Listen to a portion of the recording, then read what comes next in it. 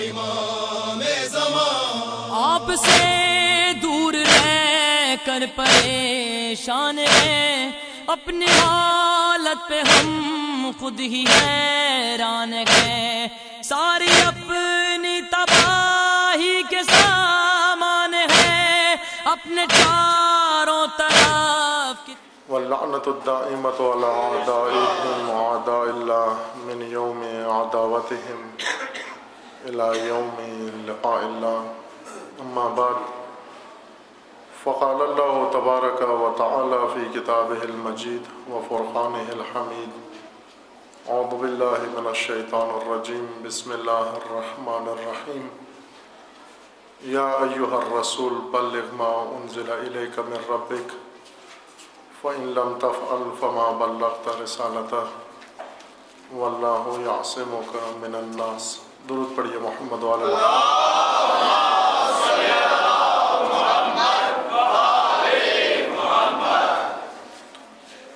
خداوند تبارک و تعالی نے انسان کی ہدایت و سعادت کے لیے نظام مقرر کیا ہے، اور اس نظام ہدایت کا نام ولایت ہے. اور رسول کو، اشرف الرسول کو، اشرف الانبیاء کو و خاتم الرسول کو حکم دیا: یا ایھا الرسول بلغ ما انزل الیک من ربک. جو نظام خدا کی طرف سے نازل ہوا ہے، جو اللہ کی طرف سے اترا ہے، جو آپ تک پہنچایا ہے، اسے لوگوں تک پہنچا دیں، اس کی تبلیغ فرما دیں،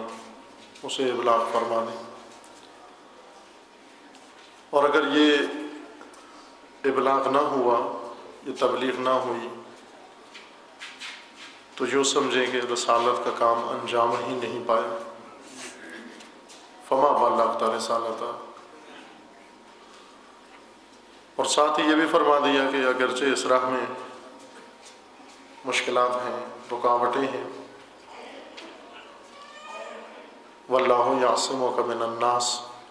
خدا آپ کو لوگوں کے شر سے بچائے گا. ولایت ایک ایسا اہم نظام ہے، الہی نظام، انسان کی ہدایت و سعادت کے لیے. لیکن اس کے اعلان کے وقت ہی مبلغ ولایت یعنی خاتم الرسول صلی اللہ علیہ وآلہ وسلم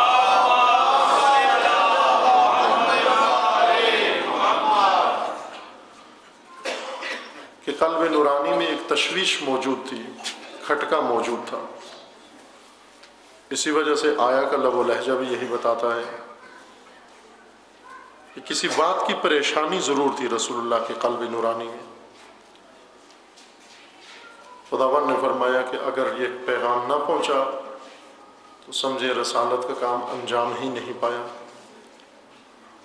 اور ساتھ ہی فرمایا کہ واللہ یعصمک من الناس، خدا آپ کو لوگوں سے محفوظ رکھے گا، بچائے گا. یعنی خطرے کی نشاندہی بھی کر دی، خطرے کی نشاندہی بھی لوگوں کی جانب سے تھی. خطرہ ولایت کو اور دین کو دشمنان دین کی جانب سے بھی تھا، اور ایک خطرہ خود اہل اسلام کی جانب سے بھی تھا.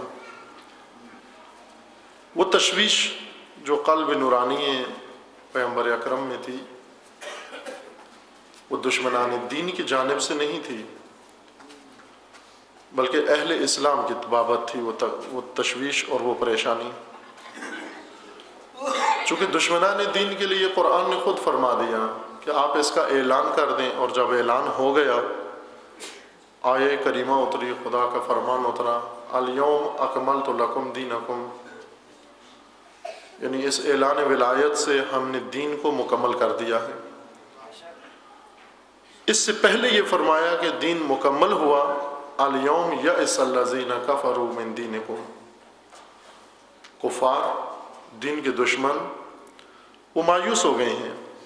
آپ کے دین سے مایوس ہو گئے ہیں۔ پہلے ہمیشہ ناکام ہوتے تھے، آج مایوس ہو گئے ہیں۔ دشمن ناکام بھی ہوتا ہے لیکن بعض اوقات مایوس نہیں ہوتا، ایک ناکامی کے بعد اگلے مرحلے کی تیاری کر رہا ہوتا ہے، کچھ اور چیزوں سے امید لگا کے بیٹھا ہوتا ہے، کچھ اور چیزوں سے بھروسہ ان کے اوپر کر کے پھر اگلے حملے کی تیاریوں میں مشغول ہوتا ہے۔ کچھ کام ایسے ہیں جو دشمن کو ناکام بنا سکتے ہیں، لیکن کچھ چیزیں ایسی ہیں جو دشمن کو مایوس کر دیتی ہیں۔ وہ چیز جو دشمن کو ناکام کرتی ہے وہ دفاع ہے اور جنگ ہے، لیکن دفاع اور جنگ سے دشمن ناکامی کے باوجود مایوس نہیں ہوتا۔ مایوس اس وقت ہوتا ہے جب دین کو نظام مل جائے، جب دین کو قلعہ مل جائے، جب دین کو ستون مل جائے، جب دین کو سہارا مل جائے، اور اتنا مضبوط سہارا مل جائے کہ دشمن مایوس ہو جائے کہ اب ہم دین کا کچھ نہیں بگاڑ سکتے، نہ صرف ناکام ہو جائے بلکہ مایوس ہو جائے دین سے۔ لہذا دشمنان دین کی نسبت اب کوئی خطرہ نہیں، چونکہ وہ مایوس ہو چکے ہیں۔ مایوس اور ناکام دشمن میں بڑا فرق ہے۔ ناکام دشمن خطرناک ہوتا ہے، ناکام دشمن کہتے ہیں ڈسے ہوئے یا زخمی سانپ کی طرح ہوتا ہے۔ ناکام دشمن جس طرح سے ابھی ہے ولایت کا دشمن، دین کا دشمن ناکام ہوا ہے لیکن ابھی مایوس نہیں ہوا، چند ایک آشوب گرانہ حرکتیں کر کے شاید اس کی امید اور بڑھ گئی ہے تھوڑی سی، چند ممالک پہ چڑھائی کر کے، چند مسلمان قوموں کو سرکوب کر کے، اور کٹ پتلی حکومتوں کو جو خود انہوں نے بنائی ہوئی تھیں ان کو ہٹا کر اس کی امید تھوڑی سی بڑھ گئی ہے، لیکن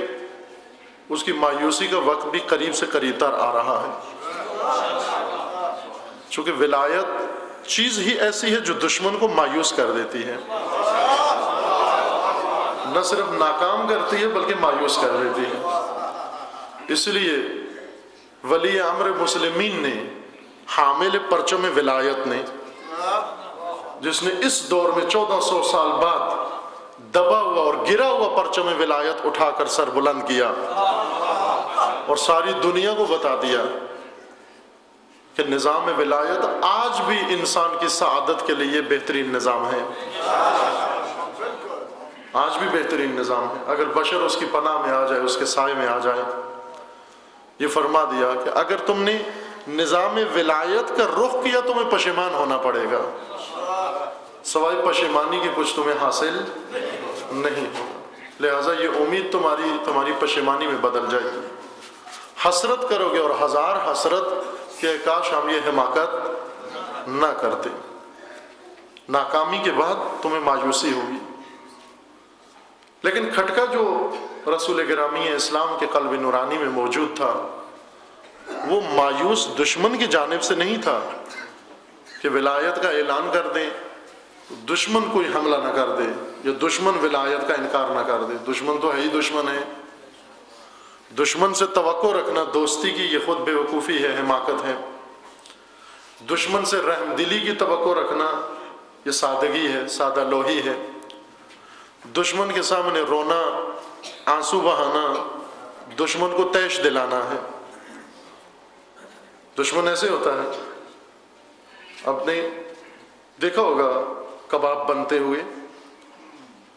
کباب دیکھا بنتے ہوئے، بنایا بھی ہوگا کباب بنتے ہوئے، کھایا تو ضرور ہوگا، یہ تو مجھے یقین ہے، میں بننے کی بات کر رہا ہوں کہ بنتے ہوئے دیکھا ہوگا کباب جب آگ کے انگاروں پر، کوئلے پر بن رہا ہوتا ہے